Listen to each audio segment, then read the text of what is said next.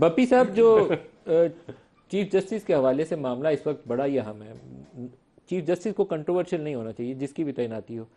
آپ کی پارٹی نے اندر بیٹھنا پسند نہیں کیا. آپ اس سارے مرحلے میں مولانا فضل الرحمان کے ذریعے مشاورت میں شامل رہے. حکومت سے خصوصی اجازت لے کر عمران خان سے ملنے گئے.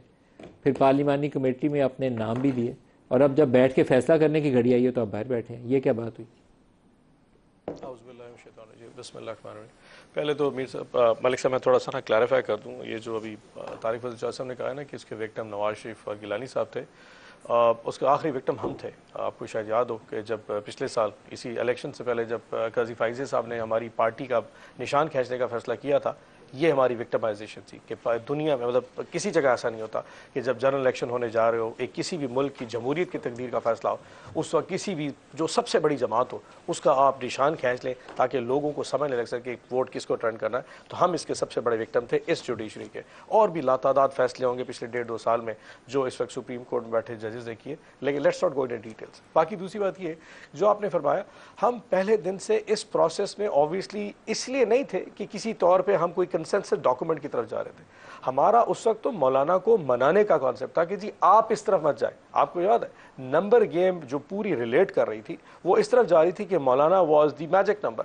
اگر مولانا صاحب 8 نمبر اپنے 8 ایم این ایز اور 5 سینیٹرز کو بلاک کر دیتے تو گورنمنٹ یہ جو ایک غیر آئینی قسم کی ترمیم لانے کی کوشش اس وقت کر رہی تھی، اس وقت مولانا واز دی امپورٹنٹ تھنگ. تو ہم تو ان کو کنونس کر رہے تھے کہ آپ مت جائیں، اور اس پروسیس میں ہم ان کو جا کے کنونس کرتے رہے. مولانا صاحب تھا کہ جی آپ جا کے ایک دفعہ خان صاحب سے بات کر لیں. اوبیسلی خان صاحب سے بات بھی، اس کا ارینجمنٹ بھی انہوں نے کیا، اور لٹری پھر آ کے ہم نے بتا دیا کہ ہم اس ترمیم کا کسی طور پہ بھی حصہ نہیں بنیں گے. اب ترمیم ہوگی جیسے تیسے، پوری دنیا نے دیکھا ترمیم اٹ سیلف وہ ایک خطرناک کام تھا. اس کی ایگزیکیوشن اس سے زیادہ بھونڈی تھی.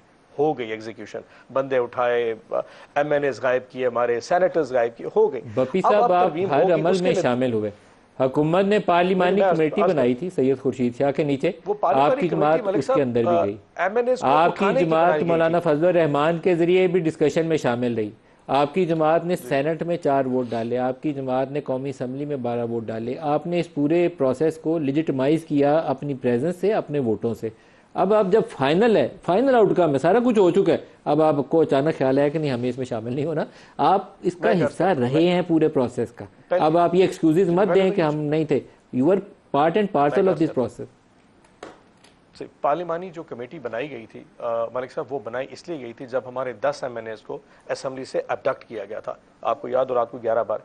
یہ جو کمیٹی تھی انیشیلی اس کے لیے بنائی گئی تھی. اوبیسلی ہم اس کا پروسیس تھے. بعد میں اچانک پھر آگے اس کا جو ایس او پیز تھے یا ٹی او آرز بڑھتے گئے اور اس پہ ترمیم کا چکر بھی آ گیا.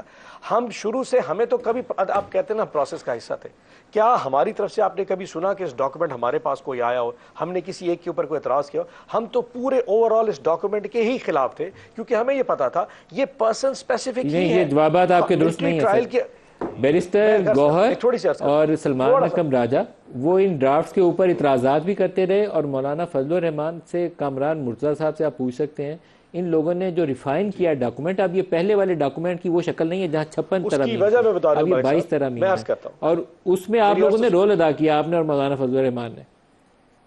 میں عرض کروں جب مولانا صاحب سے ہماری ملاقات ہوتی تھی تو وہ پوچھتے تھے کہ آپ کو اس ترمیم پہ ایشو کیا ہے، تو ہم اپنے ایشوز بتاتے کہ جی ہمیں ملٹری ٹرائل کے اوپر، سویلینز کی ملٹری ٹرائل پہ اعتراض ہے، ہمیں اس کانسٹیٹیوشنل کوڈ کی جو پوری جو طریقہ کار ہے اس پہ اعتراض ہے، ہمیں اسلام آباد ہائی کورٹ کے ججز کے ٹرانسفرز پہ اعتراض ہے. تو ہم اپنے ایشوز کو ہائی لائٹ کرتے رہے اور وہ اپنے حساب سے اس کو دیکھتے گئے کہ بھائی آخر ہم سے پوچھنا تھا نا بھائی تم اعتراض کیوں کرے. ہم اعتراض کرتے گئے.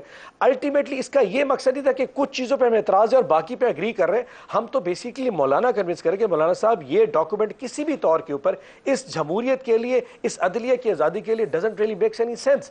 آپ اس سے باہر نکلتے رہے، لیکن ان کو انگیج کرنے کا مقصد تھا کہ مولانا صاحب آپ اس سے باہر نکل آئے. الٹیمیٹلی اگر مولانا اس صاحب باہر نکل آتے تو یہ چیز نہ ہو سکتی، لیکن ویری فرینکلی اگر مولانا نکل بھی آتے تو نمبرز پورا کرنے کے ان کا جو پلان بی تھا وہ بھی مکمل تھا.